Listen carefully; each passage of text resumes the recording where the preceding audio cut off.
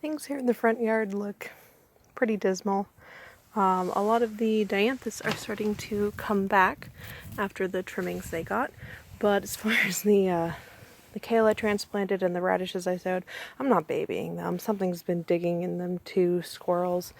It's an experiment, and some of the radishes are starting to get their true leaves. Some of the kale is hanging in there, but for the most part, it's not as great as everything in the backyard. I think if I had more out here, I would be out here more, but yeah.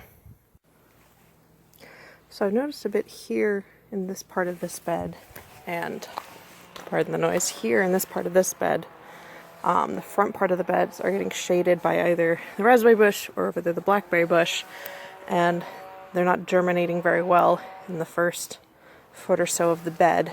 So I think I might be okay resowing those parts later in the winter once the bushes have dropped most of their leaves and more light gets through. The kale on the north side of the bed is doing actually really well. A lot of these are starting to get pretty tall, and over here as well there's a few that are really getting ahead of the rest. Some of the garlic is starting to poke through. And I still have some tomatoes ripening.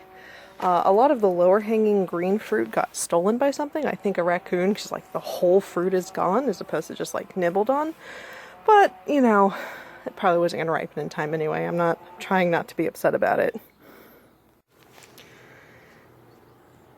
The upper fruit is still here and ripening, and I think that's why I also think it's like a raccoon instead of like a rat or a squirrel, because a rat or a squirrel could get to these upper ones a lot easier than, like, raccoons can still climb, but just that's why I think it's a raccoon.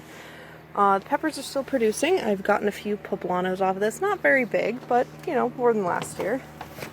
Some of these are garlic shoots left over from when I was harvesting garlic back in the middle of summer, and some of them snapped off and I didn't actually get the whole bulb out.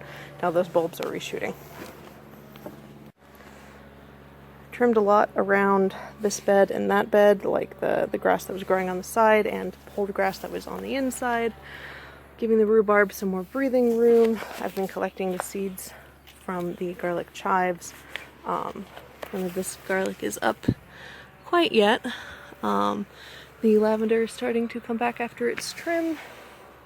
This is kind of looking the same as before. I resowed stuff, but I haven't seen anything new pop up yet.